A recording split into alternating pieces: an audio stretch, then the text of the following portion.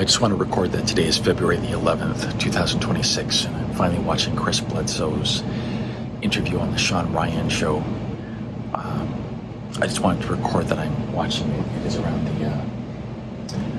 2 hour and 11 minute mark, where he starts talking about healing the man that collapsed at the bar mitzvah, and I'm stepping outside so I can record this because it's I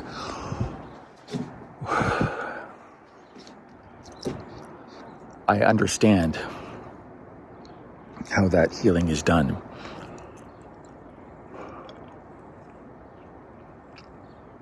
I'm not capable of doing that, but I understand the energetic and biological components of it, because I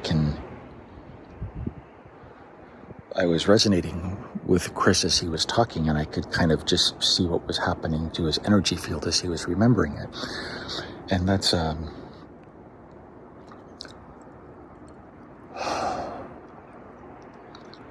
just recording that. Today is February the 11th, and I am now relatively sure I understand how this type of healing works. I just thought I would record video stuff today. So today is the Tuesday, June 23rd. I spent the day moving cable. Internet was installed today. I keep saying cable, but I don't know if anyone actually pays for cable anymore. But I had internet installed this morning. The new place, the new apartment. It already kind of feels like home. Weirdly, one thing I noticed right off is, like, I was singing in the unit and my voice sounds so much better there. The acoustics are so much better. I could hear my high end so much better, and I actually sounded better than I expected. I don't know what it is about this. I guess it's the carpeting here just muffles sound, but there it's all concrete and everything reverberates, so I sound pretty good. That's the plus side for today. I moved. I'd left there around 8 o'clock, I think.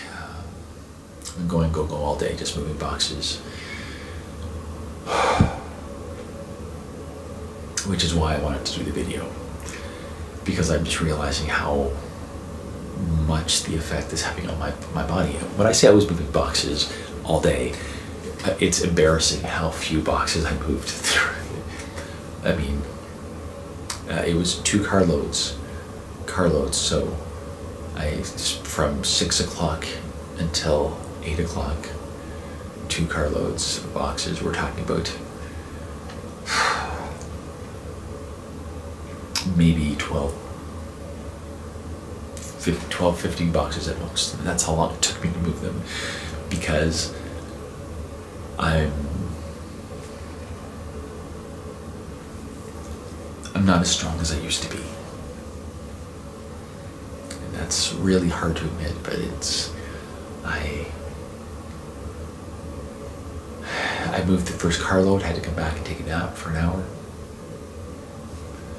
And again, when I'm talking about moving boxes, I'm literally moving them. I pick up a box. You can see the sizes of them. They're just these boxes here. Just one of these. It's got books in it, so I'm guessing it weighs 20 or 30 pounds at most. And I'll take one of these from my car to the elevator down the hallway to my apartment, unload it, and then rest. And I'm just so used to go and doing it all myself. I can't believe it's taken this much effort to move. Like, moving is taking everything from me, physically, mentally, financially. The stress it's putting on me financially is ridiculous. Originally, I had hired movers. Well, I still have hired movers coming. So I hired movers because I knew that I physically couldn't move. And then they told me how much it would be. So for me to move everything would be $1,600. And I don't have that.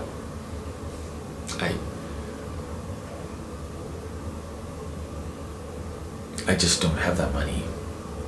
I'm so stretched right now. All my credit cards are maxed. My line of credit is maxed. As soon as the house is sold, I'll be fine. I can't even get a bed right now. Like I tried to go to, I went to Leon's. It's an organization that I've done business with them for years. They have almost all the furniture in the house is from Leon's.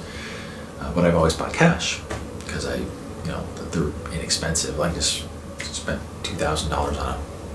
Whatever, so like I've never had to use credit there before. And this time I went and I asked, and they said, no, we're not going to give you credit. Like I just need a month. I need like 3 weeks, dudes. Like I'm selling my house. I just need 3 weeks. And I've done business here a long time. And I'm like, no, we'll give you $2,000 worth of credits, and you can buy them. Just the lack of reciprocity. Like they expect customer loyalty, but they don't give any loyalty back. So I know that I'm not going back to Leon's. I'm all over the place. Definitely I'm seeing a correlation, or not correlation, it's the wrong word. I'm seeing a similarity between the effect that long COVID has on my thinking process and ADHD. The universe is throwing a lot of people with ADHD at me. I'm guessing I'm supposed to be seeing something there. And I think it's because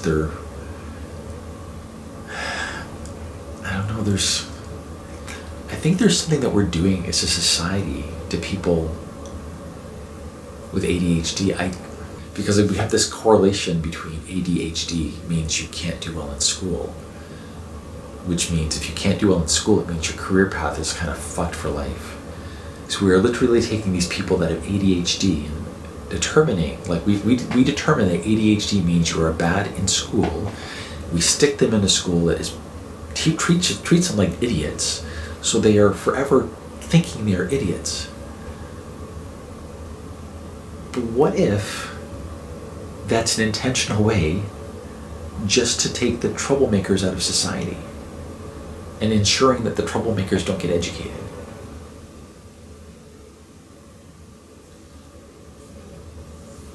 Like the reason I'm thinking this is it's kind of coming, like I taught for a long time, well not a long time, I taught for 11 years, and a lot of the students I taught were people that didn't do well in school. They people that were told that they weren't smart enough, that they were, I was telling a story about one of my old students, Mary, who I adore. She was one of the, I remember when she showed up, she was so fragile, no self-confidence, and over time I learned that one of her biggest bullies in life was her mother. Her mother, who convinced her that she was never smart enough and would never be able to accomplish anything. And there was more to the story that I'm not going to put on film, but I remember Mary, she graduated from my course, and I saw that she had confidence. And again, I have no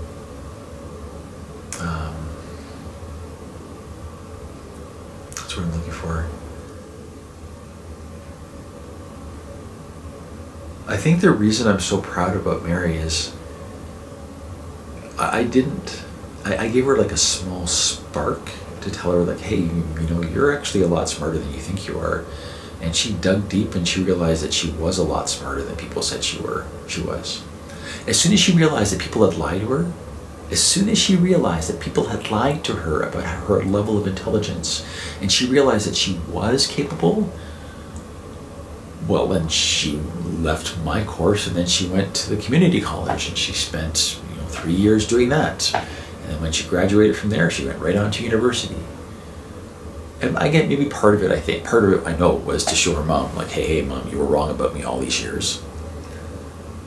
But I think it was just like a reawakening. It was just like an unprogramming. That's what I'm looking at. Programming. When someone is ADHD, that could be a category that we put someone in. They have certain characteristics and we label them based on those characteristics as ADHD. But what that means for society depends completely on the society. Because maybe, I'm going to have to look up that video about ADHD children in the wild. So if you put them out in nature, what happens? You take them out of the classroom. Like in the classroom, they're disruptive. Now, I can acknowledge that because I taught. I taught a lot of people with ADHD. And I can tell you they are really disruptive in the classroom for one reason. You can't bullshit them. Because they'll call you on your bullshit. You can't ignore them.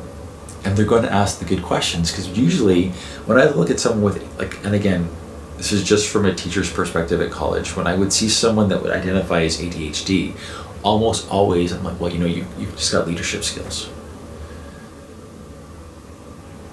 And I think that's troubling, because I think it's, you know, I don't like thinking about conspiracy theories, but it really starts to feel like a conspiracy theory just to keep the serving class dumb.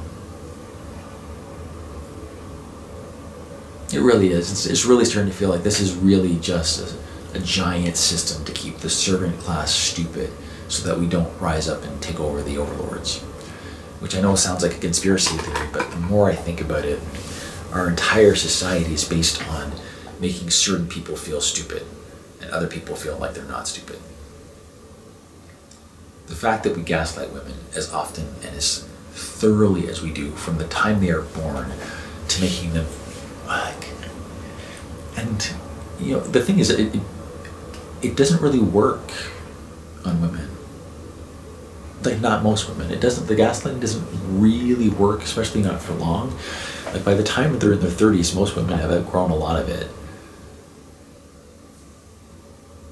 and it's sad because it's still 30 years of how can I put this?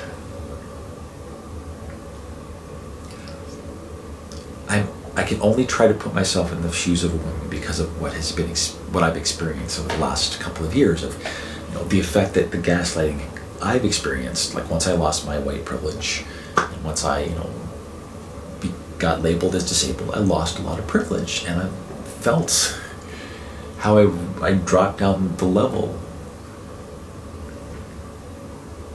Yeah, and part of it is I've done some reading, I've done some videos, and more than anything, I've listened and paid attention to the women in my life.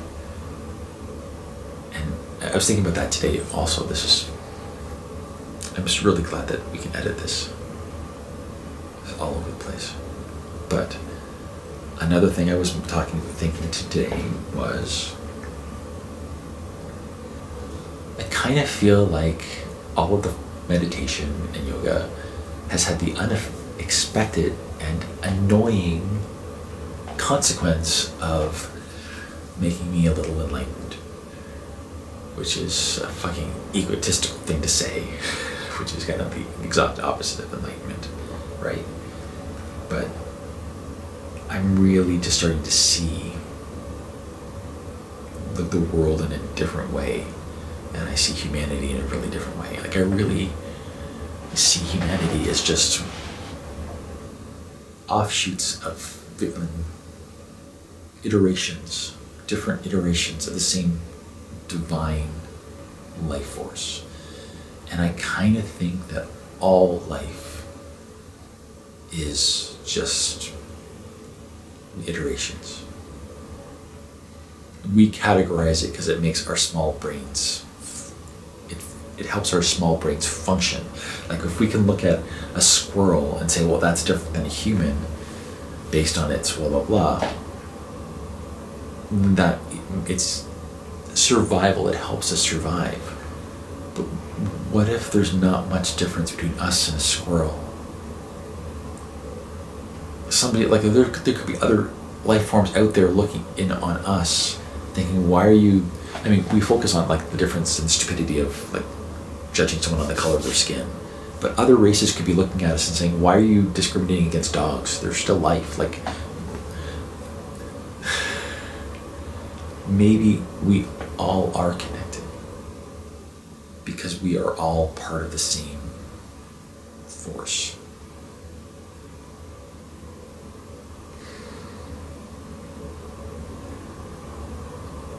I feel embarrassed talking about this. And I know that it's kind of it's a new age thing that like the I am God thing. Like I remember when, back in the 80s, when Shirley MacLaine got in trouble for saying I am God, and people were saying, oh, how egotistical could you be to think you were God? And I'm getting it now. No, it's not I am God. It's like we are God. God is in every single one of us. And it's kind of like when I'm talking to you, I'm talking to God. And I think that was kind of one of the core messages in the Bible that you kind of skip over a lot. That whole thing about how you treat the least of you is how you treat me. Because that's how God shows up as a stranger, right? And I really see that now. Like when I look at another person, they have just as much divine insight and as much divine force as I do. I don't have to save anyone, which has honestly been freeing. I don't have to save anyone because they have exactly the same amount of force that I have. So saying I am God, you're God, it is actually the most humbling thing in the world. Because as I'm walking around, like every single person that I see is just like me. And I think that is God, I can't believe I'm turning into a fucking theologian.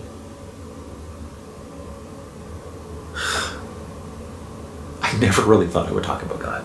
That is not something that ever in my career path that I think I'd ever talk about God. And yet here we are.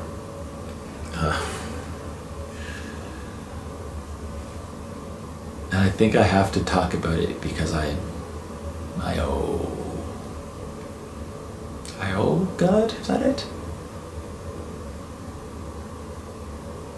I don't know, I listen differently. I think that's what meditation is. You just listen differently. And I don't, when I say God, I don't know what that is. I don't know if it's, when I say God, I know what it is not. It is not, Charlton Heston sitting on a throne in heaven looking down on us. It's not really Jesus. I don't believe in that. But when I say God, there's there is an intelligent force. And I keep wanting to sugarcoat it or say, well, I feel or I think, but no, there is a force. And I have heard it. And I don't want it.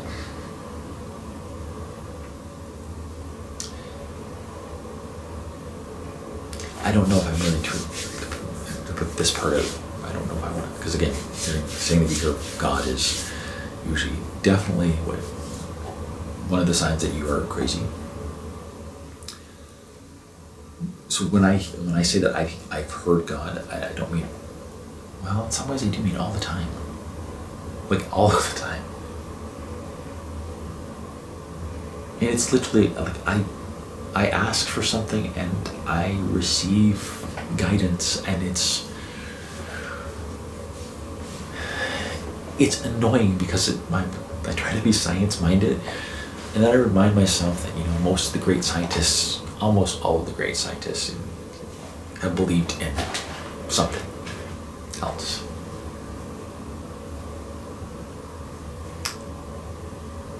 What does God sound like when it talks to me?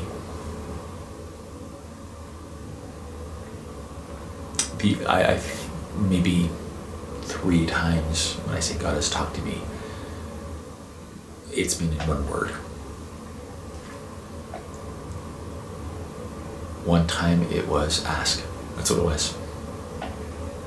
I had a moment, and I did a Facebook video about it. This moment where I thought it was delusion, but I was watching Avatar, and at the end of the movie, there is a section like Avatar. It's like it zooms in on Jake Sully's eye, and and it's just about to open, and I just had this sense that it was like the universe was telling me, the universe was looking at me, and it was saying, ask. What? Just that. It just said ask. But I knew what it meant. It was like, what do you want? Ask for what you want. But it didn't say it, it just said ask. And I said, well, I would like a sign that my life is going to get better. And then ding. The second the thought was out of my head, I like a sign that my life is going to get better. Ding. There's a message on my phone, and I had a job interview. Now, obviously that didn't turn out because I got fired for speaking out about anti-black racism. And here we are. But it was still a sign. Like, it was just a sign. I took it as one. Okay, that's unusual. I had a thought, something happened. That's what I was going to talk about. I finally got back to it. I had another psychic moment today.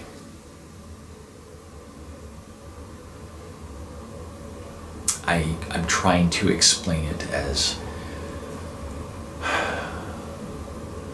my running hypothesis on psychic behavior is just that our brain processes much more information from the environment than we're consciously aware of, and that gives us our gut feeling. So like maybe we smell something off about someone, and that makes us think, or we notice a tick or something, or like I think that's what I think the Sherlock Holmes version of psychic, where we're just more observant than we think we are, and we misinterpret that extra level of observation as psychic energy. That's my hypothesis, and I'm continually proved wrong, and it's annoying as fuck because I want that hypothesis to be right. I really want that hypothesis to be right. I want it to be like, I want Tyler Henry to just have a really great nose and he can just smell things, but I keep getting proof that it's more than that. Today I'm having cable installed, and it's not cable. Why do I keep saying fucking cable? I think it's just because, with internet I have access to all my streaming stuff, I guess. Maybe that's why cable isn't, I don't really need cable because I can stream everything. Doesn't matter. See, that's I think that's like the ADHD thing. I don't think I ever did this kind of shit before, but I definitely do it now. Back to topic. Sitting in the apartment, putting stuff away, and I know that the internet guy is coming. When he comes, he's going to buzz me, but I don't know how to buzz him in yet because I haven't figured that out. It's something with like, he's going to call my phone and I have to type in a number. I haven't figured that out yet. So I'm just thinking as I'm unpacking stuff, he's going to be here soon, and I just literally stop, and I'm like, he's here. I have to go to the car. I still had boxes to unpack, but I was like, I just knew that he was down there. And he was. There's no way I could have seen him. I can't explain that, but I knew he was down there. I went, and there he was. And that sort of shit is happening to me, like, all the time. Every day. Every single fucking day, something like that happens.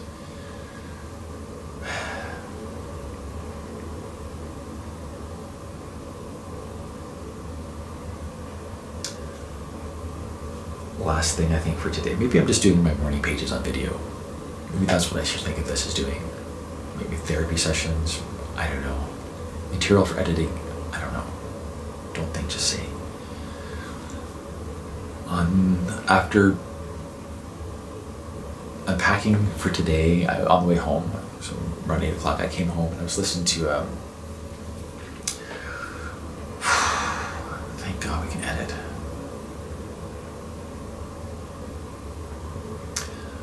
A couple years ago I signed up for Marianna Williamson she had a Course in Miracles course where every year. A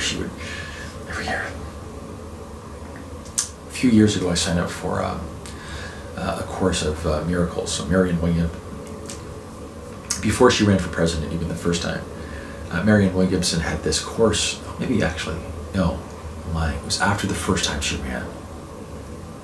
It was after she ran the first time and dropped out. She started a Course in Miracles, year-long event where she had recorded this, the teachings or the exercises. She recorded the exercises one a day, and she would just email them to you. So I signed up for them, and because I was busy, I didn't actually listen to all of them. I've listened to a lot of them though, not all of them. But I downloaded all of them and added them to my Apple library. You can pay an extra fee and add them to your... Anyway, so it doesn't matter. So I was listening to Course in Miracles, day 129, about the world I see beyond this one. And I can't really quote it, but because again, I've only heard it for the first time today. But the concept was, the world I'm looking at is kind of shitty. You know, it's filled with... There's a lot of bad things happening. And then I think about, you know, the concept of, which I think is the concept of Buddhism. I think I'm getting to, like, all of us are a form, like, there is a form of God inside of all of us just waiting to wake up.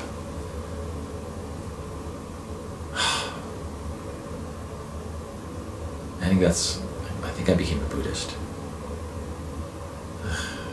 Sorry to Buddhist, I'm just accidental Buddhist. But I think I get that now. Like, inside each of us, there is a divine force that is connected with nature, and part of it is just our instincts. And we have been brainwashed by culture to ignore everything about who we really are, just so that we can fit in to make the culture work. Like, that's... We don't know who we are because we are so focused on what the culture thinks we are. Ugh. But you know the beauty of it? When you stop to think about every single human being you see, no matter what their age, has a force inside them that is like, it's like looking at God. And I think if you start seeing other people that way, like every single person you see, every child, every grandmother, every disabled person, you know, someone that looks visually different. I'm following this really cool guy on TikTok who's he's talking about being visually different. You know, part of his face has a problem with it. And it doesn't, for me, it doesn't really matter what it is, but he has a problem with it, and he is he only really has half of a face. The other half he has to be replaced. And he's coming out to say, you know what? Here I am. I want to make myself available. I'm here to answer questions. I want to talk about what life is like living visually different. And I just felt this immediate sense of kinship with him. Because it's like I can see the force of God within him. Which is like, again, I'm sounding like a religious person. But whatever that force is, the force of nature, I can see that within him, and he's being driven to come forward. And by doing that, he is making the life of so many people better. I don't think he'll ever know that. And I think that's where I'm getting to. I will never know if my work has an effect on people, or if it does, how much it will. And it doesn't matter. There is something within me that I can identify as God that is telling me to tell my story. So I am.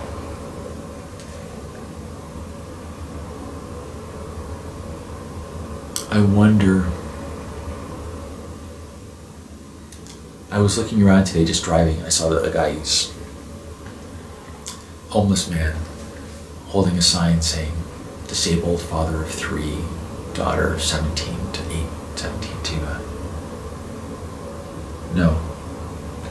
14 to 17. My memory's coming back. And I remember thinking, like, should I help this person? And a stupid book on Zen Buddhism I've been reading since I was 20 years old. The latest episode, like the last one I finally got to, was about, should you help people? And how do you know when to help people? And I think the answer is you listen.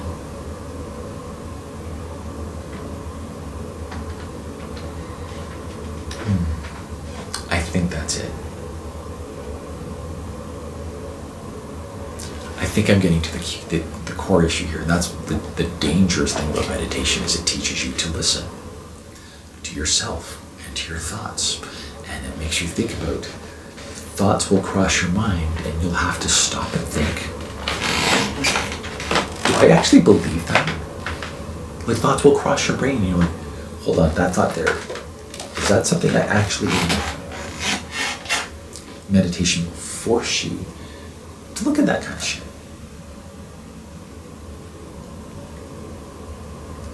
It forces you to listen to yourself. When you're listening to yourself, you're not listening to all the outside forces. When you listen to yourself, you're not listening to all the outside forces. I try to say forces and voices at the same time, so I got forces. You need to listen to your inside voice. Because your inside voice is going to guide you with what to do. It's going to give you your level of comfort. And unfortunately, we live in a society which has intentionally told people to stop listening to your inner voice because it's inconvenient to capitalism. It's inconvenient to running the fucking factories that you listen to your instinct. So when your boss is doing something shitty and your instinct tells you that you should quit, listen to it. It's like in the Lego movie when you suddenly realize the world is not what you think it is. And the New Age movement started in the 80s, but I think we're seeing the result of that. We're seeing the result now of 30 or 40 years of people self-actualizing and listening to themselves. Is they've started to realize that the systems don't work for them. The systems work really well for other people. Because right now, while people are struggling, like serfs, peasants. We're peasants with nice toys, but we're still peasants. While we're struggling, there are people that are thriving. Not being comfortable, they're thriving. And they're worried. They're worried because they realize they're about to lose. They realize they have one more chance to stamp out the rebellion. And it's not even a real rebellion, it's just an awakening. It's really just that the rest of the world turning around, like the mass of people turning around and saying, you know what, you guys over here, we don't need you anymore. We don't need you anymore. You know, with when people are talking about AI coming in to get rid of jobs, I'm like, what do you think that's going to mean? If there's a whole bunch of people that are just going to like starve because AI will. Do you think that's what's going to happen? I think what's going to happen is closer to what Star Trek is. I mean, Star Trek talked about a dark period of time. In the timelines, doesn't matter, but technology will eventually make it so that every human being can live a comfortable life. And that scares people. I mean, I think that's the thing that is like, it's laughable. It's laughable to me that what scares some people is that everyone will have everything that they need. Because if everyone has everything that they need, they can't make money. Who the fuck cares about money if you have everything you need? And that scares people.